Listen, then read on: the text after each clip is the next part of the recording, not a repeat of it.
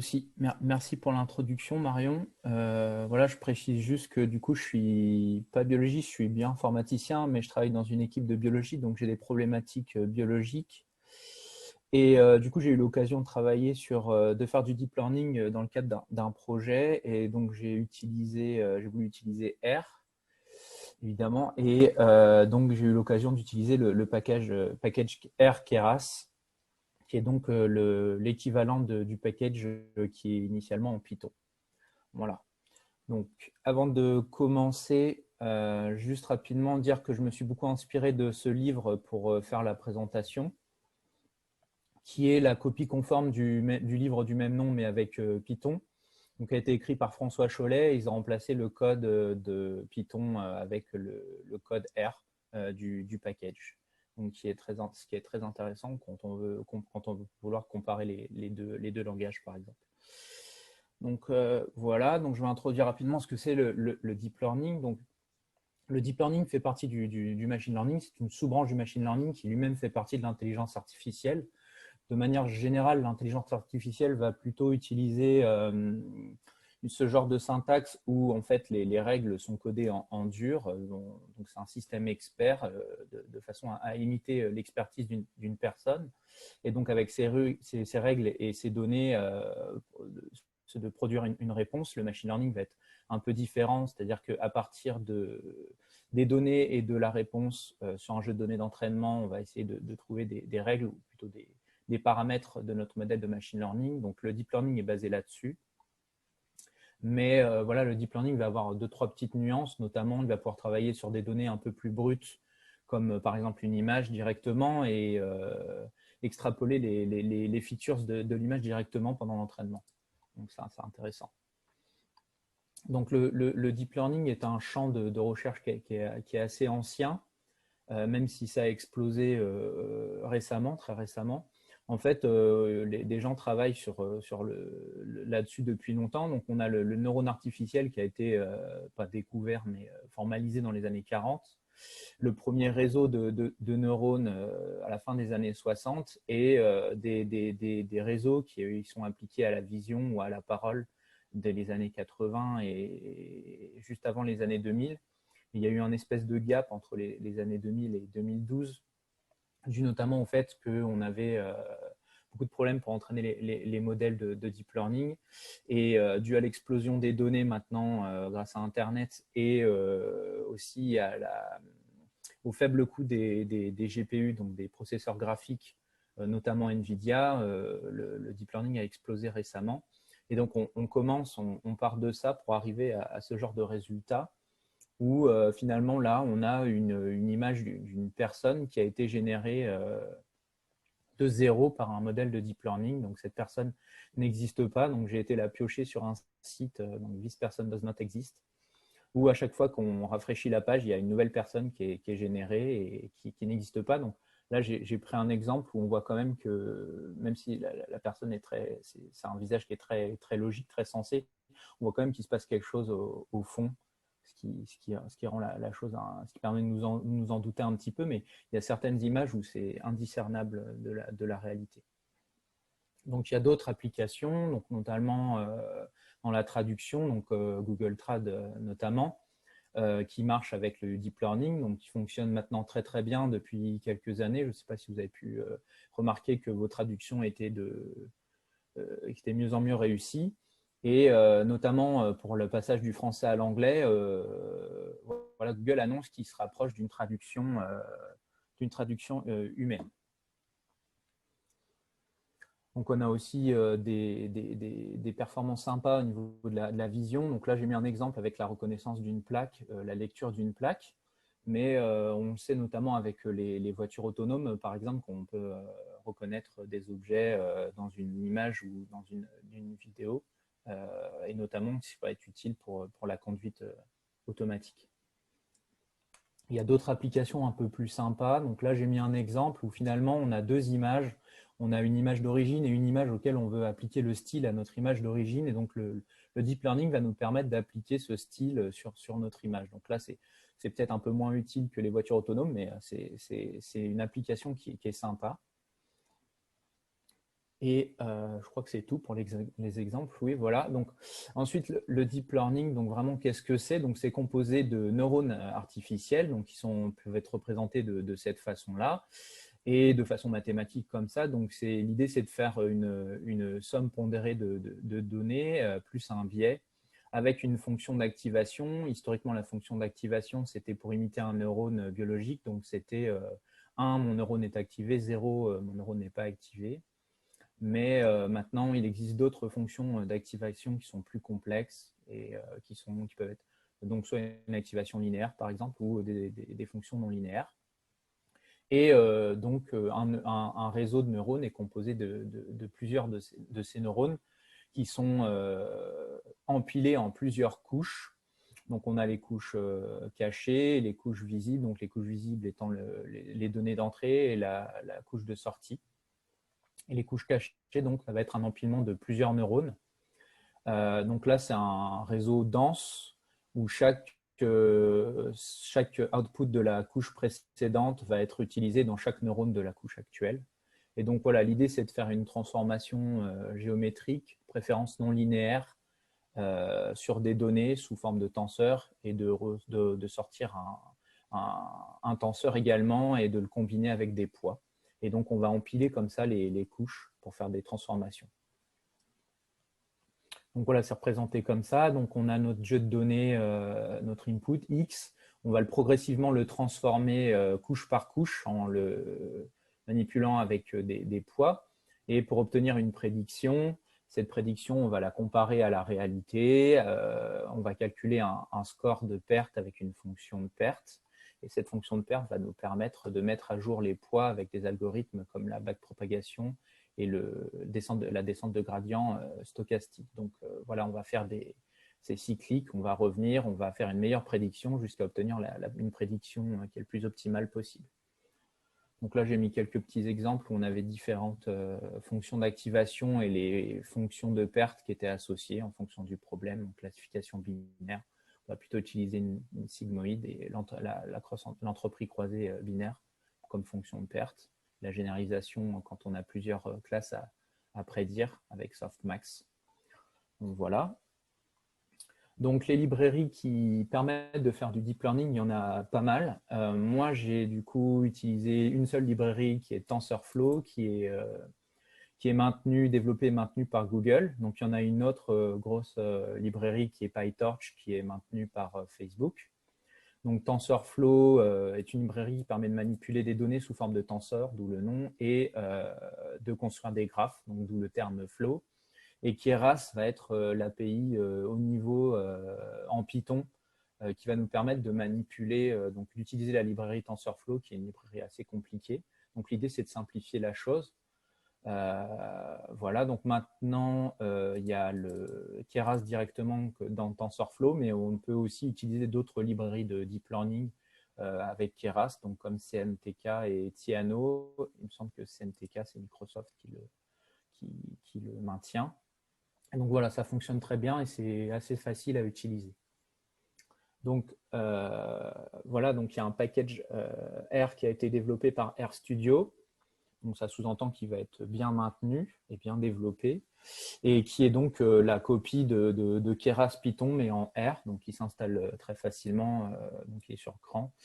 Donc on installe le package, ensuite on le charge, on doit installer les dépendances avec la fonction install Keras, qui va donc en fait installer le package Keras en Python et TensorFlow. Par défaut, il utilise un environnement virtuel avec virtualenv, mais on peut lui demander de l'utiliser avec Conda. On peut aussi installer TensorFlow en GPU. Et donc, par contre, on a besoin d'avoir un GPU, donc une carte graphique, mais NVIDIA, et d'avoir quelques softs d'installer pour que ça fonctionne. Mais je conseille de passer par un GPU, parce que ça améliore grandement la vitesse d'entraînement et de prédiction. On peut aussi demander une version particulière de TensorFlow si on a besoin. Et vu qu'on travaille sur un environnement virtuel, on peut changer comme on veut. C'est assez pratique. Donc, comme je disais, on peut changer de back-end assez facilement avec cette fonction-là. Donc, si on veut utiliser Theano ou CNTK. Moi, personnellement, je ne les ai jamais essayés. Donc, je ne sais pas si cette fonction marche, mais a priori, c'est possible. Et ce n'est pas forcément très compliqué. Donc voilà, l'idée de TensorFlow, c'est de manipuler des tenseurs. Donc Keras va avoir le même objectif. Donc le tenseur, c'est une généralisation des vecteurs et des matrices sur un nombre de dimensions arbitraires. Donc en R, ça va être encodé donc, sous forme de vecteurs en 1D, en matrice en 2D. Et quand on passe à des dimensions supérieures, on va devoir utiliser la fonction array. Et donc ça va dépendre du type de données dont on a besoin. Donc, par exemple, si on traite des images, on va utiliser un tenseur en 4 dimensions, la première dimension étant les échantillons. Par convention, c'est toujours la première dimension. Ensuite, on va avoir la hauteur, la largeur et les channels RGB si c'est une image en couleur. Sinon, si c'est une simple image en noir et blanc, on n'aura pas besoin de cette dernière dimension, de cette quatrième dimension. Et donc voilà, si on rajoute une dimension, on peut avoir des vidéos, par exemple. Donc voilà comment on définit un modèle Keras en R. Donc on a deux façons de faire, soit avec le mode séquentiel, soit avec l'API fonctionnelle de Keras. Donc ça se ressemble pas mal, mais ça permet de faire des choses un peu différentes. Donc c'est un peu plus compliqué d'utiliser l'API fonctionnelle. Mais en gros, on définit un modèle et ensuite on va empiler les couches dont on a besoin, les différentes couches, en utilisant la fonction pipe. Donc, qui est beaucoup utilisé par RStudio et qui finalement est assez logique, puisqu'on empile des couches. Donc, en gros, il y a quelques petites différences en fonction du mode qu'on utilise. Là, on n'a pas besoin de définir l'input en dehors du modèle, on peut le définir au niveau de la première couche qu'on utilise. Donc, il va être une couche de neurones dense, composée de 32 neurones. Dans l'API fonctionnelle, il faudra le faire avant et construira le modèle à la fin avec l'input et l'output. Donc là, par exemple, on a un modèle très simple avec deux couches cachées, donc une couche dense composée de 32 neurones, avec une activation non linéaire relue, une couche composée de 10 neurones qui va nous sortir une probabilité avec softmax, une valeur qu'on va pouvoir interpréter comme telle en tout cas. Et je crois que ce modèle sert à prédire un chiffre entre 0 et 9 à partir d'une image qu'on aura linéarisée donc, à partir de 784 pixels. Donc ensuite, TensorFlow va créer un graphe à partir de notre modèle, de notre code en R, donc, que j'ai représenté ici, où on commence avec l'input et on a les transformations successives des données avec les différentes couches, pour à la fin obtenir donc là, un tenseur de taille 10 par sample avec la valeur qu'on peut interpréter comme probabilité d'appartenir à chacune des classes. Ce qu'on peut faire aussi, c'est de regarder le summary de notre modèle. Donc ça, c'est une fonction qui est vraiment très utile, donc qui est appliquée, qui est utilisée assez couramment en R. L'intérêt, c'est qu'on va pouvoir voir de quoi est composé notre modèle, de combien de couches il dispose. Donc nous, vu qu'on vient de le créer, on le sait. Mais si on charge un modèle déjà créé, ça peut être utile. Et on va aussi pouvoir regarder combien de paramètres de notre modèle, notre modèle a. Donc là, par exemple, pour un modèle qui est très très simple, on a déjà 25 000 paramètres. Donc c'est un peu le gros inconvénient du deep learning, c'est qu'on va vite avoir énormément de paramètres à entraîner, ce qui fait qu'il est long, ce qui fait que c'est intéressant d'utiliser un GPU. Et donc voilà, rien que sur un petit modèle, on a déjà 25 000 paramètres qui s'expliquent par le fait qu'on a une couche dense, donc tous les neurones sont connectés avec la couche précédente. Et donc si on a 32 neurones et qu'on a 784 valeurs, on va se retrouver avec donc 25 000 paramètres où il faut ajouter aussi le paramètre du biais. Et la couche d'après, on aura beaucoup moins de paramètres parce qu'on va donc du coup combiner 32 neurones avec 10 autres, plus le biais, on arrive à 330. Donc on peut regarder aussi un modèle plus complexe, donc qui est VGG16, qui sert à classer des images. Donc par exemple, là, on voit qu'il va classer, qui connaît 1000 classes à la fin. Et ce modèle, il a 138 millions de paramètres. Donc les modèles qui sont très complexes ont énormément de paramètres, ce qui font qu'ils sont extrêmement longs et compliqués à entraîner. Donc c'est vraiment le gros inconvénient du deep learning. Et ce qu'on peut aussi voir, c'est que du coup, la plupart des paramètres, finalement, ils sont à la fin de notre modèle au niveau des couches denses, et que les autres couches qui ne sont pas des couches denses ont moins de paramètres. On verra ça un peu après. Donc ensuite, notre modèle, on va avoir besoin de le compiler. Donc c'est une fonction qui ne retourne rien, ça modifie directement l'objet. Et pendant cette compilation, on va préciser plusieurs choses. Donc on va préciser l'algorithme d'optimisation pour mettre à jour les poids. pendant la backpropagation, la perte qui va être calculée. Et vu que la perte, à nous dit rien, mais que le modèle va chercher à minimiser, nous, on va plutôt essayer de maximiser une valeur. Et souvent, on lui donne l'accuracy, donc l'accuracy comme métrique qu'on va pouvoir donc bien mesurer et bien comprendre et qui va nous permettre de comprendre si notre modèle arrive à converger vers un bon résultat. Vincent? Yes. Il y a une question dans le chat de Tom qui demande… Ah, j'ai pas vu. C'est pas grave, t'inquiète, je surveille pour toi. En temps de calcul, c'est quel ordre de grandeur pour la classification d'une image? Ça dépend énormément de ton modèle, mais les tout premiers modèles qui ont été développés étaient extrêmement longs à calculer. Je ne saurais pas dire le problème. Voilà, c'est ça le problème, ça dépend de la carte graphique que tu utilises. Si tu prends une carte graphique que tu peux avoir toi, ça peut être extrêmement long. Après, là, les dernières cartes graphiques qui sont sorties sont extrêmement performantes et on arrive à vite entraîner. Raphaël, toi qui as entraîné des images, tu sais combien de temps tu mettais à peu près à l'entraîner sur ta carte graphique?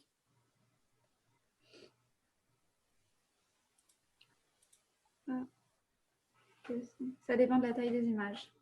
Ouais. Ouais, là, en fait, je réponds. En fait, moi, le point que je voulais surtout ensuite rajouter, c'est qu'ils ont fait, parmi les grosses avancées, il y a TensorFlow Lite, où on peut transformer un modèle complet, le même modèle, hein. On transforme d'un objet, normal TensorFlow à un objet TensorFlow Lite, où tout d'un coup, il est beaucoup plus rapide et beaucoup plus léger, alors que c'est le même modèle. Et puis, il faut savoir que dans la classification d'images, il y a les grosses avancées, c'est le transfer learning, où finalement, parce que c'est l'entraînement qui est hyper lourd. On peut avoir des modèles énormes qui ont déjà été entraînés, et puis enlever la dernière couche, la remplacer par sa propre couche à entraîner, et mettre son propre jeu de données.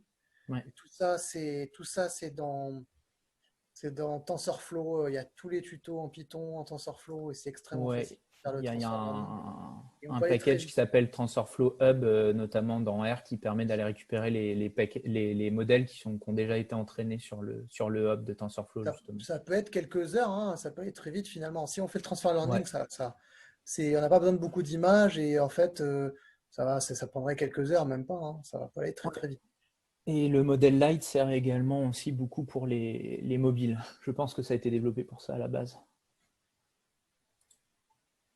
Du coup, ça veut dire que sans le GPU, ce serait quasiment infaisable, quoi. Moi, sur le modèle que j'ai fait là, en passant sur le CPU, je multiplie le temps par 10 minimum, quoi. Donc pour un modèle tout simple, ça prend un temps fou, vraiment un temps fou. Okay. Donc c'est vraiment super avantageux d'utiliser un GPU. Ok, ça marche. Merci. En prie. Donc ensuite, une fois qu'on l'a compilé, on va faire l'entraînement. Donc on appelle la fonction fit. Donc la fonction fit retourne bien quelque chose. Donc on enregistre dans une variable, on lui fournit le jeu de données d'entraînement, le Y, donc la classe à laquelle il appartient, par exemple. Combien de fois le modèle va voir les données, donc on appelle ça des époques. En combien de batchs on va diviser nos données. Donc le modèle ne va voir que 128 échantillons à la fois dans ce cas-là. La taille du jeu de données de validation, donc soit on lui précise une taille en pourcentage, où il va prendre 20% ici à la fin de notre jeu de données d'entraînement, soit on lui donne directement le jeu de données de validation. Voilà, donc une fois qu'on a fait l'entraînement, on peut afficher le résultat. Donc sur 10 époques, on voit que le modèle minimise la perte et donc l'accuracy augmente sur le jeu de données d'entraînement et on peut comparer directement avec le jeu de données de validation ici. Et donc là, on voit qu'il y a de l'overfitting. Pendant l'entraînement, il dépasse les 90%, je pense qu'il est à 98 ou 99, alors qu'en validation, il est plutôt à 0,85. Et donc ensuite, si on décide de garder ce modèle et d'évaluer sur le jeu de données de test, donc on peut l'évaluer avec cette fonction-là. Donc on voit qu'on a à peu près le même résultat qu'avec le jeu de données de validation. Et on peut aussi du coup prédire directement les classes du modèle à partir du jeu de données ou les probabilités si on veut. Voilà. Donc ça, je crois que ces fonctions ne marchent que sur le mode séquentiel. Avec l'API, ça ne fonctionne pas, je crois. Ensuite, il y a la partie, j'ai appelé ici hyperparamètre tuning, mais de manière générale, qui permet de stocker de façon intelligente les hyperparamètres de son modèle.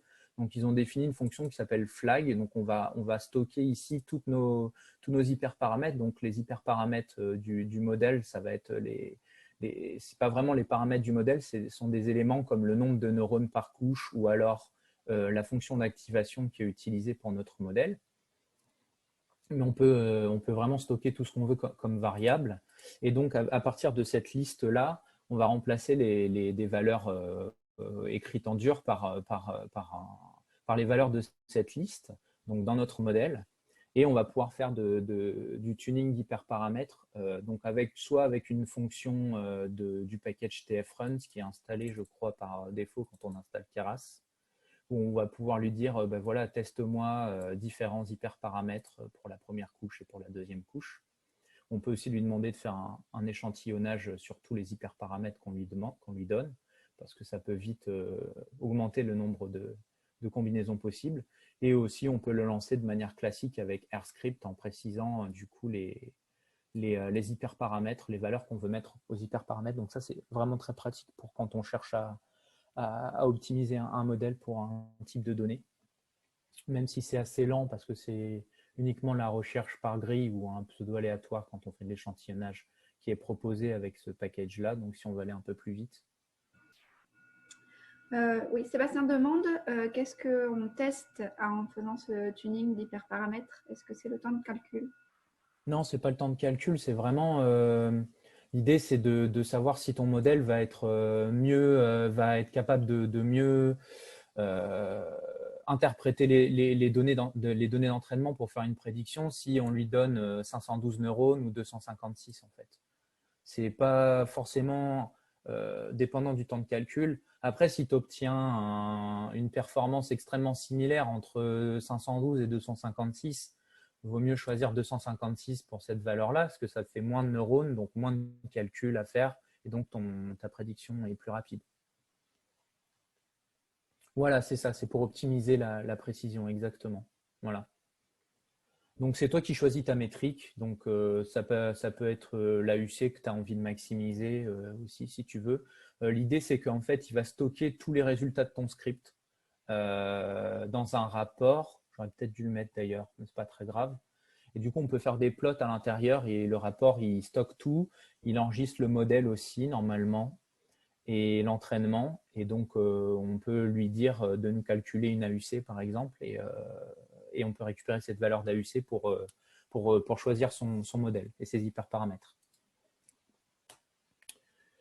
Donc là, c'est un petit exemple que j'ai mis entre à quel point les deux packages sont similaires, donc en Python et en R. Donc finalement, ils ont voulu garder une syntaxe qui était très proche, donc c'était voulu. Donc en Python, pour déclarer un modèle, on va plutôt faire ça. Donc ça, c'est le premier exemple que j'ai trouvé. Peut-être que ça a changé depuis. Mais pour déclarer un modèle simple comme ça en Python, donc on appelle la fonction séquentielle et on lui fournit une liste de différentes couches. Et alors qu'en R, du coup, on va d'abord déclarer le modèle séquentiel et on va ensuite les ajouter avec un pipe au fur et à mesure. D'ailleurs, là, j'aurais dû mettre le égal ici. C'est pas très grave. On peut aussi faire ça avec la fonction, la méthode add en Python. Mais le pipe c'est vraiment une solution élégante en R, je trouve, pour construire un modèle, puisque l'idée, c'est d'empiler des couches. Donc, c'est exactement ce que ça fait. Donc, c'est assez sympa. Et donc, ce qui est avantageux, c'est qu'on va pouvoir s'en sortir. Si on a de la doc en Python sur Internet, on va pouvoir assez facilement traduire ce qu'on veut en R. Donc, il y a différents types de couches. La première que je vous avais montrée, c'était la couche dense, où tous les neurones de la couche précédente sont connectés à la couche actuelle. Mais il y a aussi d'autres couches, donc je ne vais pas aller trop dans le détail, mais les couches de convolution qui sont notamment beaucoup utilisées pour les images, mais on peut aussi le faire en une dimension. On va avoir une fenêtre glissante. Par produire scalaire avec des poids, ça va produire une carte de réponse. Cette carte de réponse va nous indiquer la présence d'un motif, donc, qui sont représentés par les poids. Donc, ça, il y a une question. Ouais. Et il demande s'il y a des méthodes d'optimisation automatique du nombre de couches.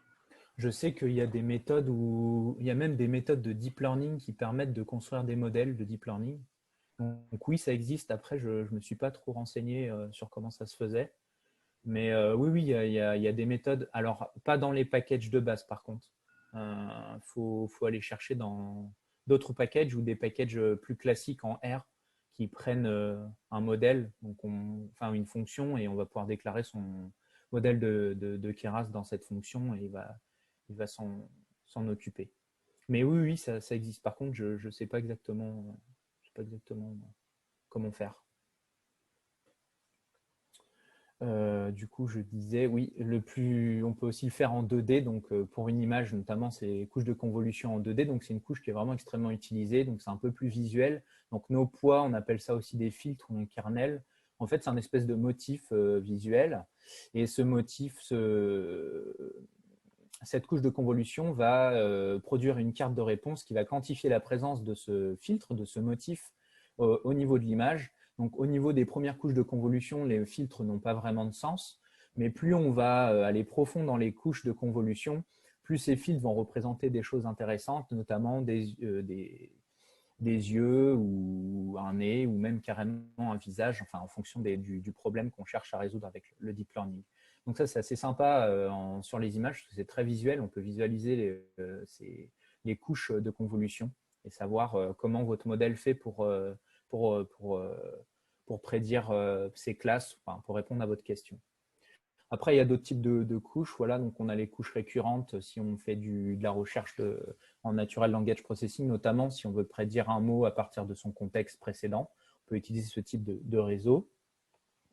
On a aussi les couches d'embedding qui vont permettre de réduire la dimension de notre jeu de données d'entrée. Si on a un jeu de données d'entrée à très haute dimension et sparse, on va pouvoir le réduire à quelque chose qui est beaucoup plus bas en termes de dimension et qui est appris à partir des données. Donc ça, c'est vraiment pas mal. Notamment, c'est beaucoup utilisé au niveau du texte. Ça permet de transformer les mots en vecteurs. C'est assez intéressant. Et ensuite, on a les couches de régularisation, donc lasso, ridge, L1, L2, donc, et une couche assez particulière qui est particulière au deep learning, c'est le dropout, où il va rendre silencieux certains neurones des couches de façon aléatoire.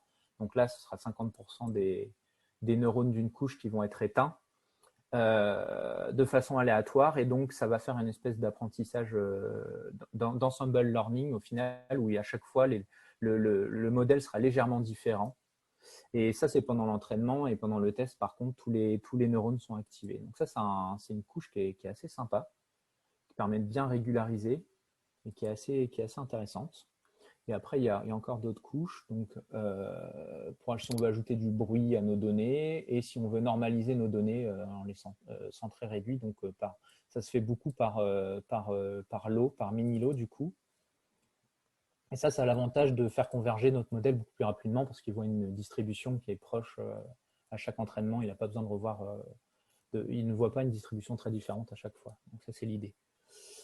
Et donc, il y en a plein d'autres qui sont dispo du coup sur la doc, que je vous encourage à aller voir. Voilà, donc ça, c'est tout ce que je voulais vous montrer pour le package. Et si on a un petit peu de temps, je ne sais pas si on a un peu de temps, Marion. Oui, bien sûr, oui. Ok. Du coup, l'application que j'ai faite de ce package, donc pour un de mes projets, donc l'idée c'était qu'on devait prédire une structure secondaire de l'ADN qu'on appelle les G-quadruplex, que j'ai représenté ici, à partir de la séquence d'ADN d'origine. Donc notre input, c'est une séquence donc, composée des 4 nucléotides ATCG. Et nous, on veut prédire voilà, une séquence secondaire de l'ADN qui est le G-quadruplex. Donc pour ça, on est parti de données expérimentales. Je ne rentre pas dans le détail, mais c'est basé sur du séquençage où on va avoir un anticorps qui va reconnaître cette structure secondaire particulière. On va séquencer du coup ces séquences-là et on va les prendre et on va les utiliser pour l'entraînement de notre modèle. Donc voilà, donc ça c'est le modèle qu'on a choisi pour notre problème. Ça prend en entrée des séquences d'ADN qui sont encodées en one hot. Donc c'est une matrice sparse composée de 0 et on va avoir un 1 au niveau de l'index de chaque lettre. Donc ce jeu de données-là va être donné à manger à un réseau une couche de convolution en 1D qui va nous produire 900 filtres.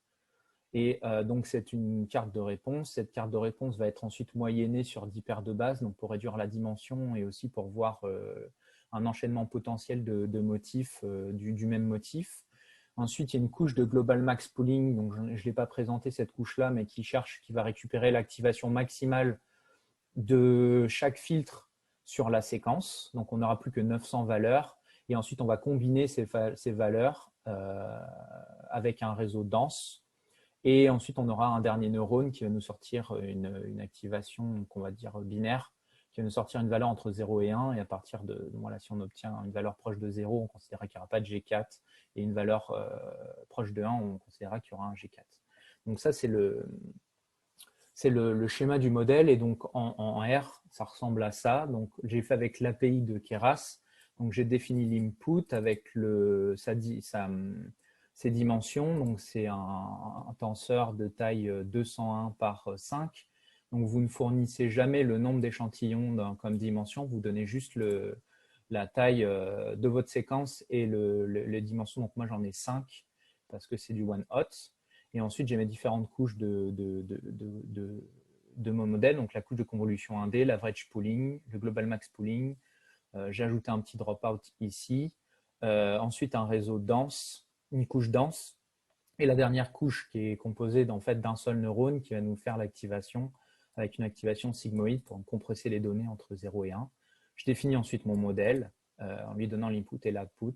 Je le compile avec la métrique que je veux maximiser et la perte que j'ai calculée. Donc, c'était la cross-entropie binaire.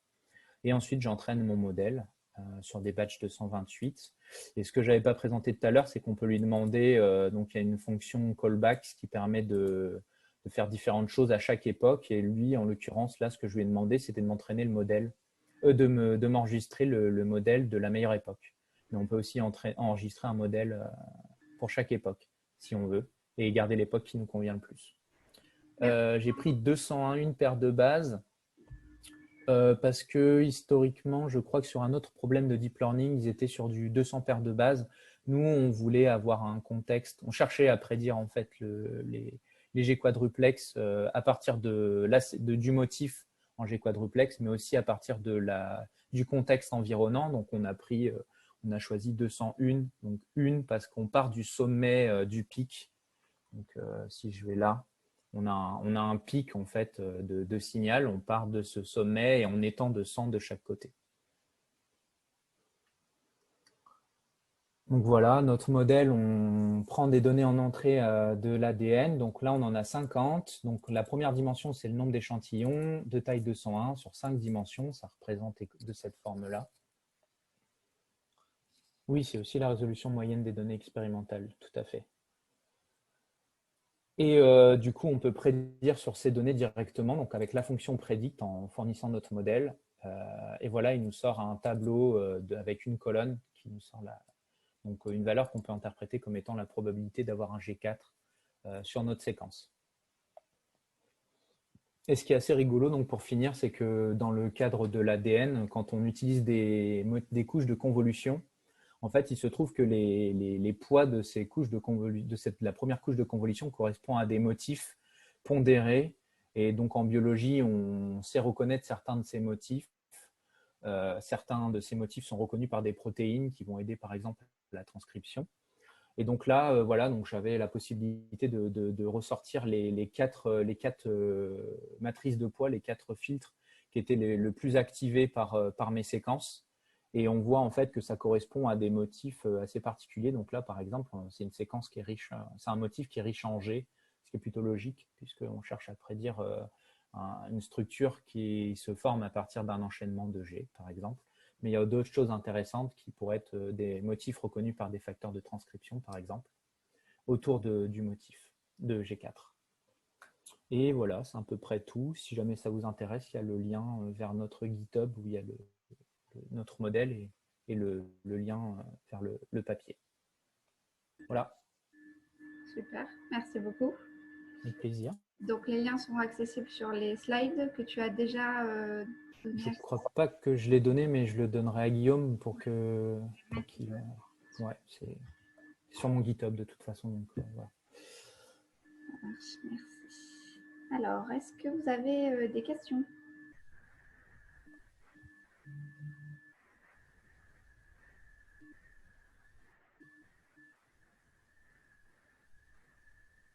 Merci. Super présentation, très clair. Avec plaisir. Est-ce que vous pouvez voir des séquences de télomères? C'est difficile de prédire sur les télomères parce que nous, on part de données expérimentales et les séquencer les télomères, c'est extrêmement compliqué de toute façon. Donc, pas avec notre… Ouais, Raphaël veut intervenir, je l'ai vu, vas-y.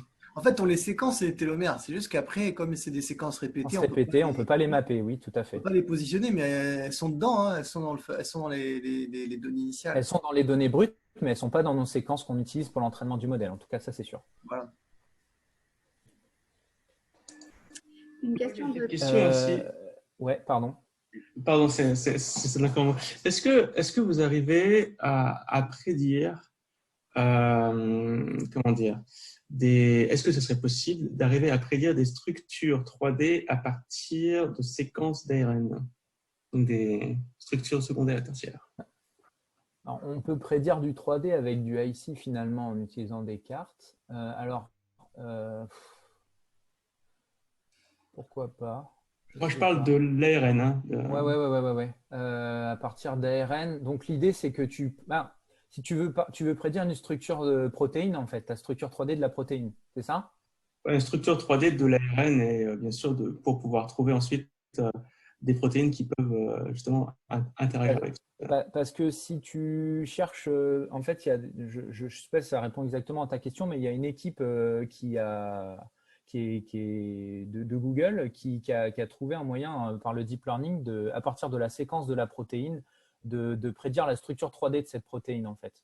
Ça a fait un nature là il y a quelques mois.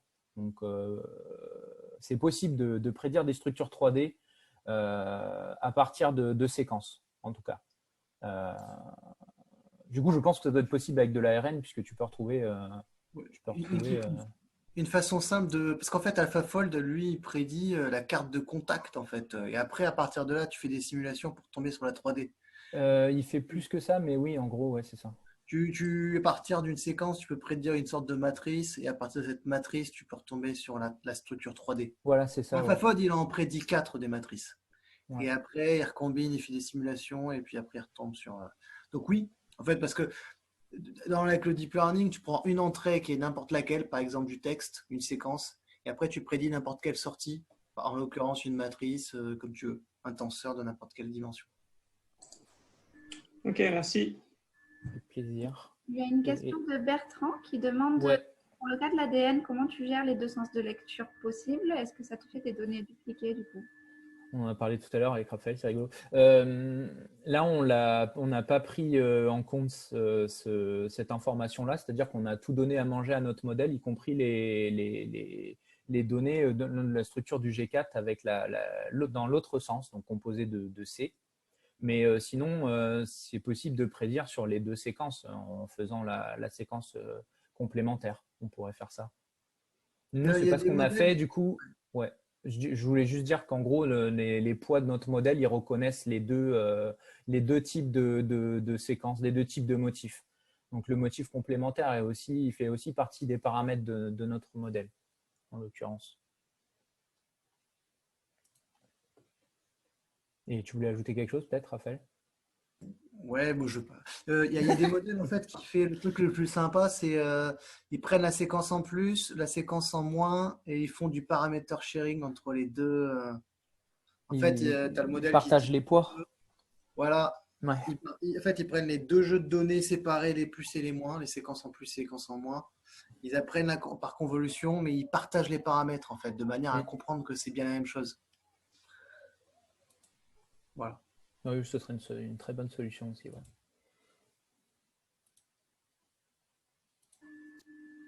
Ok. Est-ce qu'il y a d'autres questions? J'avais peut-être une dernière question. Je ne sais plus si tu en as parlé. L'avantage de R par rapport au Python, utiliser Keras plutôt en R, c'est juste d'être dans son langage de prédilection. Et de son… Ouais, c'est exactement ça. Je pense que c'est…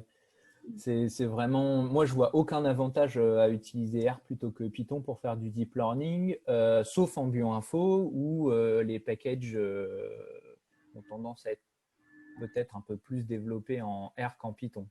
Là, en l'occurrence, pour manipuler les séquences, c'est nickel pour moi. D'accord. Et il n'y a pas de désavantage non plus, c'est pas plus long ou plus en R qu'en Python. Eh ben, en fait, c'est pas du R, donc c'est pareil. Ça marche. C'est exactement du Python. Sébastien dit que les biologistes aiment beaucoup R, et ça, c'est sûr. Ouais, et les bioinformaticiens aussi. Une question encore de Bertrand. Sur quelle infrastructure vous entraînez les modèles? On le fait sur un PC qu'on a dans notre labo, qui est un PC d'imagerie à la base, donc qui avait une super carte graphique, je ne me souviens plus de la carte graphique, mais qui est un peu vieux maintenant, mais qui fonctionne encore suffisamment bien pour entraîner des modèles simples. Je pense que si on avait des modèles un peu plus compliqués, ce serait un peu moins facile, mais en tout cas, là, on s'en sort comme ça. Mais il y a des services, notamment proposés par Amazon et Google, où vous pouvez balancer votre modèle et il vous fait tout et il utilise des GPU et même ce qu'ils appellent des TPU qui sont développés par Google, qui sont encore différents. Ils sont vraiment faits pour le deep learning. Et du coup, par rapport à ça, dans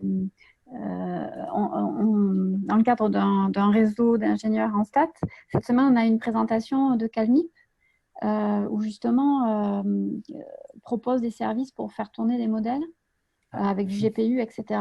Un peu comme du Amazon, quoi, mais public et surtout, c'est par rapport aux données. Si vous avez des données qui sont publiques, pourquoi pas aller sur Amazon, mais si c'est des données de recherche… ça peut être critique de le faire sur Amazon. Donc, du coup, je voulais juste dire qu'il y avait cette solution aussi. Ouais, c'est une très bonne suggestion. Effectivement, vaut mieux éviter d'utiliser Amazon quand on le peut. Et en fait, ce qu'il expliquait, c'est que si il y a des groupes, alors je ne suis pas expert dans ce truc, mais si votre tutelle, moi je viens du privé, donc je ne connais pas trop votre vocabulaire de recherche, mais si votre organisme de tutelle, genre CNRS, etc., comme il participe au financement de Calmip, en fait, il y a des dotations à allouer, quoi. Donc, D'accord, oui. du coup, si jamais, je peux communiquer à Marion les coordonnées pour que voilà, Ok, ça vous intéresse. ça marche. Merci. Merci, Caroline.